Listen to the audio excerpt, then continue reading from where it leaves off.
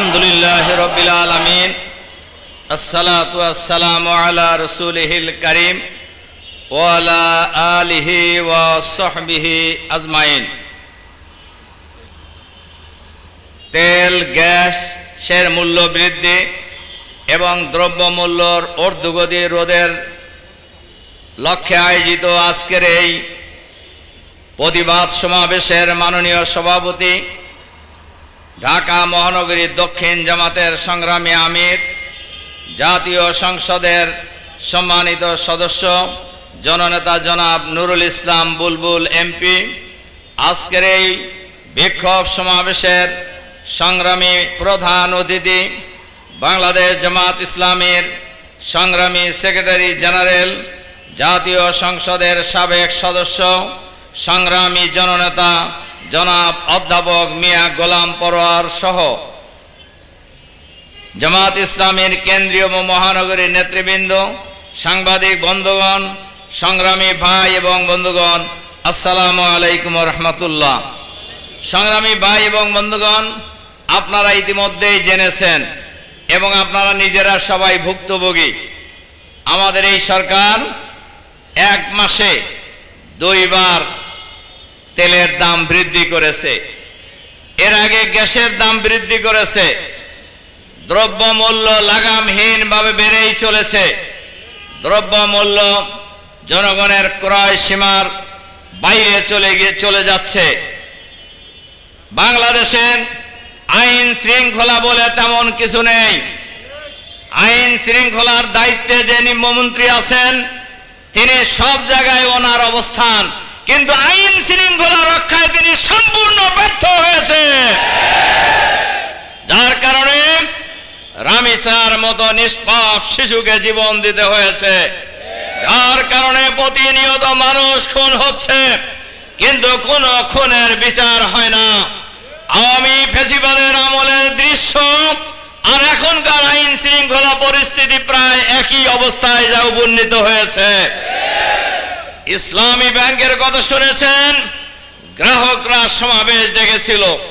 সেই সমাবেশে আওয়ামী স্টাইলে এই সরকারের পুলিশ বাহিনী নির্বিচারে হামলা চালিয়ে শতাধিক লোককে আহত করেছে।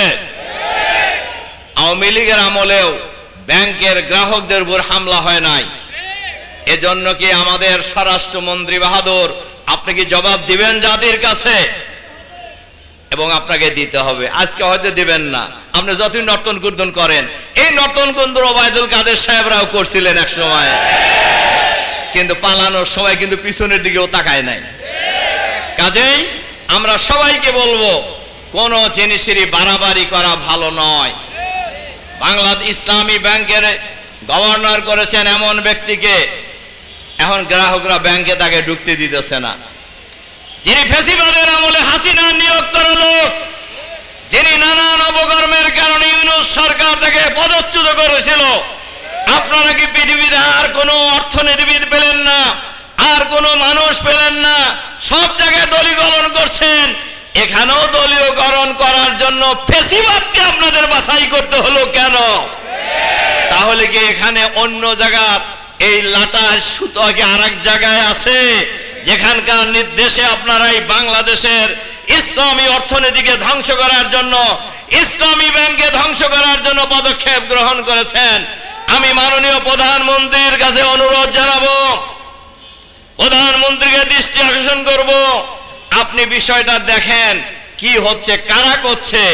ইসলামী অর্থনীতি, ইসলামী ব্যাংক বাংলাদেশের অর্থনৈতিক দৃঢ়ভাবে দাঁড়ানোর ক্ষেত্রে ঐতিহাসিক ভূমিকা পালন করেছেন। বহুবার এশিয়ার শ্রেষ্ঠ ব্যাংক হিসাবে পুরস্কার প্রাপ্ত হয়েছে। সেই ব্যাংকে শেখ হাসিনা এক দফা ধ্বংস করার চেষ্টা করেছিলেন।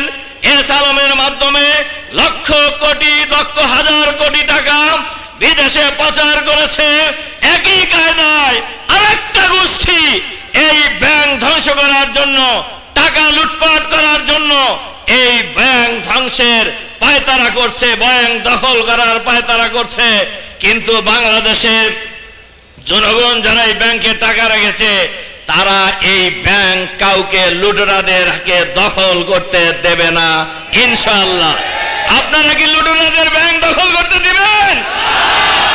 বাংলাদেশের জনগণ এখন অনেকেই বলতে পারেন ভাই আপনারা কোন কেন, আমরা ওই ব্যাংকের গ্রাহক, এই গ্রাহকরাই মালিক বাংলাদেশ ব্যাংকের। সুতরাং ব্যাংকের গ্রাহক হিসাবে আমার অধিকার আছে এই ব্যাংকের ব্যাপারে কথা বলার, এই দেশের মানুষ হিসাবে, নাগরিক হিসাবে দেশের ভালো মন্দ বলার অধিকার আছে আমাদের। সুতরাং আমরা আহ্বান জানাবো, অবিলম্বে তেল গ্যাসের মূল্য যা বৃদ্ধি করেছেন ওগুলি অবিলম্বে প্রত্যাহার করে নিন। এর সাথে সাথে দ্রব্য মূল্যর ঊর্ধ্বগতির লাগাম টেনে ধরুন। অর্থনীতিকে বাঁচানোর জন্য ইসলামী ব্যাংক সহ লুটপাটের যে পায়তারা করছেন এটা বন্ধ করুন, নইলে বাংলাদেশের জনগণ হাসিনার মতো ফ্যাসিবাদকে বিদায় করার জন্য জীবন দিয়েছে, বিদায় হতে বাধ্য হয়েছে। বাংলাদেশের মানুষকে ওই রাস্তায় যাওয়ার জন্য আপনারা আর জনগণকে ঠেলে দিয়েন না।